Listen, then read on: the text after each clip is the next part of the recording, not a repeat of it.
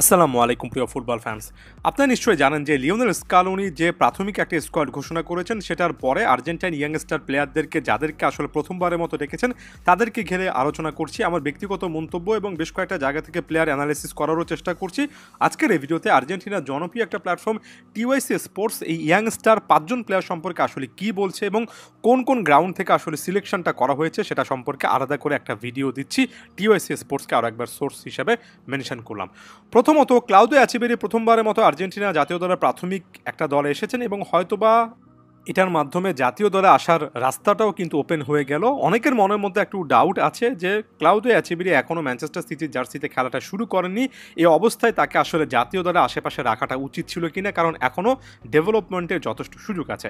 আমি তাদের উদ্দেশ্যে বলতে চাই, এটা টিওএসএ স্পোর্টস বা আর্জেন্টিনার মিডিয়া রিপোর্টগুলোতে কিন্তু বলা আছে এটা শুধুমাত্র একটা প্রাথমিক দলে থাকা মানেই যে আপনি একেবারে অভিষিক্ত হয়ে যাবেন, ব্যাপারটা এমন নয়। বরঞ্চ প্রাথমিক দলে এর আগেও Scaloni, Julian Alvarez, Enzo Fernandez, ম্যাকঅ্যালিস্টারের মতো প্লেয়ারদের সাথে এই জিনিসটা করেছিলেন, তাদেরকে প্রাথমিক দলে রেখেছিলেন, পরবর্তীতে চূড়ান্ত দলে অনেক সময় রাখেননি, তবে তার আগে একটা বার্তা দিয়ে রেখেছিলেন যে তাদের খেলা তিনি খুব কাছ থেকে দেখছেন এবং তারা যদি ভালো করতে থাকেন তাহলে জাতীয় দলের রাস্তাটা ওপেন হয়ে যাবে। এই যে একটা আলাদা করে মেসেজ দিয়ে রাখা একটা প্রাথমিক দলের মাধ্যমে, এটাকে আপনার পজিটিভলি নিতে হবে। টিওএসি স্পোর্টস বলছে সাম্প্রতিক সময়ে আর্জেন্টিনার অনূর্ধ্ব 20 দলের নেতৃত্ব দেওয়া ক্লাউদিও অ্যাচিবেরি ইউথ সিস্টেমে অর্থাৎ আর্জেন্টিনা অনূর্ধ্ব 17, 20 এবং 23 দলের হয়ে অনেকগুলো ম্যাচ খেলেছেন, নির্দিষ্ট করে বলতে গেলে 43টা ম্যাচ খেলেছেন, সেখানে 19টা গোল করেছেন এবং 19টা গোল তার সাথে বেশ কয়েকটা অ্যাসিস্টই ক্লাউদিও অ্যাচিবেরিকে এখানে জাতীয় দলের পথে নিয়ে এসেছে। প্যারিস অলিম্পিক দলেও কিন্তু তিনি ছিলেন। সব মিলিয়ে তার সাম্প্রতিক সময়ে আর্জেন্টিনার পাইপলাইনের সাথে থাকা এবং বয়সভিত্তিক দলগুলোর সাথে থেকে সেখানে একের পর এক গোল এবং অ্যাসিস্ট করা, এই পারফরমেন্সের মাধ্যমে দিয়াবলিতো একেবারে পারফেক্ট টাইমে জাতীয় দলের পাইপলাইনে চলে এসেছেন। এটা নিয়ে কোনো রকমের প্রশ্ন আর্জেন্টিনার মিডিয়াতে আমি দেখিনি, অর্থাৎ এখানে ক্লাউদিও অ্যাচিবেরি ব্যাপারটা একেবারে ডিজার্ভ করান। আরও একজন ডিজার্ভিং প্লেয়ার হচ্ছেন বেনজামিন ডমিঙ্গেস। 21 বছর বয়সী উইঙ্গার সম্পর্কে টিওএসএ স্পোর্ট বলছে জিমনেশিয়ানিয়া থেকে ট্রেনিং নেওয়া এই প্লেয়ারটা এখন পর্যন্ত আর্জেন্টিনা লিগে 89 ম্যাচে 10টা গোল করার পরে সিরিয়াতে যখন এসেছেন সেখানে 17টা ম্যাচে 4টার মতো গোল করে ফেলেছেন, বেশ কয়েকটা অ্যাসিস্টও আছে। তার চেয়ে বড় কথা বল পায় তার স্কিলগুলো এবং তার ওই পজিশনে তার ওভারঅল অ্যাওয়ারনেস অর্থাৎ ম্যাচুরিটির জায়গা থেকে বেনজামিন ডমিঙ্গেস নাকি দেখিয়েছেন সত্যিকার অর্থে অনেকটাই ফাইনাল একটা প্রোডাক্ট হওয়ার আশেপাশে তিনি আছেন এবং ভবিষ্যতে ওই পজিশনে প্লেয়ার দরকার হলে বেনজামিন ডমিঙ্গেস তার স্কিলের মাধ্যমে এবং তিনি যেহেতু খুব দ্রুত মানিয়ে নিতে পারেন, যেটার কথা টিওএসএ স্পোর্ট বলছে যে সিরিয়াতে আসার পর খুব কম সময়ের মধ্যে মানিয়ে নিয়েছেন, এই অ্যাডাপ্টেশন স্কিলের কারণে তাকে জাতীয় দলে হয়তো স্কালোনি ভবিষ্যতে ডাকবেন, একেবারে স্কোয়াডে না হলেও বিকল্প প্লেয়ার হিসেবে অবশ্যই রাখবেন।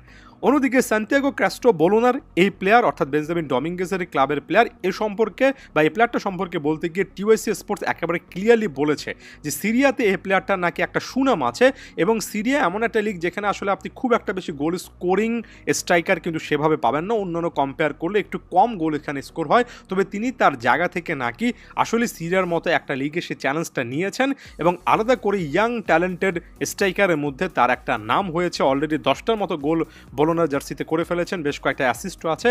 সান্তিয়াগো ক্যাস্ট্রো এর আগে বয়সভিত্তিক দলগুলোতেও খেলেছেন এবং সব মিলিয়ে তার সিরিয়াতে এই পারফরমেন্সটা এবং তিনি যেহেতু স্ট্যান্ড আউট করেন অর্থাৎ অনেকের মধ্যে তার প্রতিভাটা আলাদা করে চোখে পড়ে, টিওএসির মতে এই প্লেয়ারটাকে তাই আলাদাভাবে আসলেই কাস্ট করতে হতো, যেটা স্কালোনি করেছেন। ফ্রান্সিসকো ওর্তেগা লেফট ব্যাকে খেলা এই প্লেয়ারটাকে নিয়ে অনেকের ডাউট আছে, বিশেষ করে মার্কুস অ্যাকুনিয়া না হলেও হুলিও সোলার কিংবা ভ্যালেন্তিন বার্কোর মতো অপশন কিন্তু এখানে ছিল। এক্ষেত্রে টিওএসএ স্পোর্টস ক্লিয়ারলি বলেছে যে এই প্লেয়ারটা এর আগে ভ্যালের হয়ে আর্জেন্টিনা লিগে সব মিলে 154টার মতো ম্যাচ খেলেছেন, এমনকি অলিম্পিয়াকোসের জার্সিতেও 68টা মতো ম্যাচ এবং বেশ কয়েকটা ইউরোপা লিগের ম্যাচ খেলেছেন, ইউথ টিমেরও অংশ ছিলেন। বয়সটা 25-26 এমন একটা এজ ব্র্যাকেটে তিনি আছেন, অনেক বেশি তাকে বয়স্ক প্লেয়ার বলা যায় না, আবার একেবারে তরুণ বলা যায় না, অর্থাৎ অভিজ্ঞতাও কিন্তু হয়েছে। এমন একটা প্রোফাইল হয়তো বা স্কালোনি খুঁজতে চেয়েছিলেন, যে কারণে লেফট ব্যাক পজিশনে তিনি আপাতত একেবারে ইয়াং, একেবারে নতুন মুখের পরিবর্তে একটু ঘরোয়া ফুটবলে অভিজ্ঞ, ক্লাব ফুটবলে অভিজ্ঞ এমন একটা অপশনের দিকে গিয়েছেন। ম্যাক্সিমো পেরোনে এর নামটাও আমার কাছে খুব সারপ্রাইজিং একটা এলিমেন্ট হিসেবে এসেছে। সেস ফ্যাব্রিগাসের কোমোতে তিনি ভালো খেলছিলেন, তবে এতটাই ধারাবাহিক ফুটবল তার মধ্যে সাম্প্রতিক সময়ে দেখিনি, যার মাধ্যমে তিনি সত্যিকার অর্থে আসলে আর্জেন্টিনা জাতীয় দলে একটা জায়গা ডিজার্ভ করেন। এর থেকে আমার কাছে মনে হচ্ছিল অ্যালান ভারেলা কিংবা একি ফার্নান্দেসের মতো অপশন আসে, বিশেষ করে অ্যালান ভারেলা সিলেক্টেড হবেন এই জিনিসটা আশা করছিলাম। তবে আগে ম্যানচেস্টার সিটিতে থাকা এই প্লেয়ারটা সম্পর্কে বলতে গিয়ে টিওআইসি বলেছেন ওই যে গিদো রড্রিগেজ নামক একটা ব্যাকআপ অপশন ছিল ডিফেন্সিভ মিডফিল্ডে, তার পরিবর্তে আপাতত ম্যাক্সিমো পেরোনের কথা হয়তো বা চিন্তাভাবনা করা হচ্ছে। এটাকে একটা ইউজুয়াল বা সাধারণ কলাপ হিসেবে টিওআইসি নিচ্ছে, অর্থাৎ ম্যাক্সিমো পেরোনের যে অনেক বড় রকমের সুযোগ সামনে আছে সেটা আপাত দৃষ্টিতে তারা দেখছে না। তবে আমার কাছে মনে হয় গিদো রড্রিগেজের ব্যাকআপ হিসেবেও একি ফার্নান্দেজ না হলেও এখানে অ্যালান ভারেলা আরেকটু বেটার অপশন হলেও হতে পারতেন। এখন কারণটা যাই হোক না কেন, সামনে অ্যালান ভারেলা প্রসঙ্গে আসতে হবে। এ হচ্ছে 5 জন ফুটবলার সম্পর্কে আর্জেন্টিনার মিডিয়া কি বলছে সেটার একটা ভাষ্য। আশা করছি গুরুত্বপূর্ণ কয়েকটা ইনফরমেশন অ্যাড করতে পেরেছি। ধন্যবাদ।